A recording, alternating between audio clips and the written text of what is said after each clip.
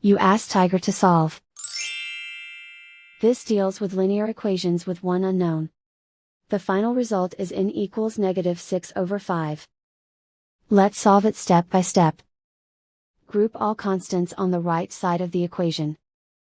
Add 7 to both sides. Simplify the arithmetic.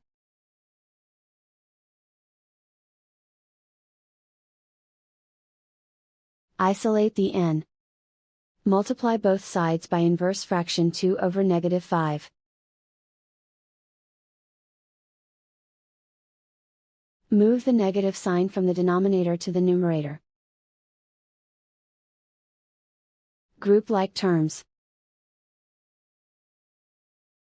Multiply the coefficients.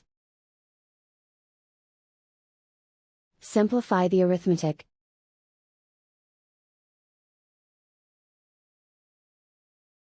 Move the negative sign from the denominator to the numerator. Multiply the fractions. Simplify the arithmetic.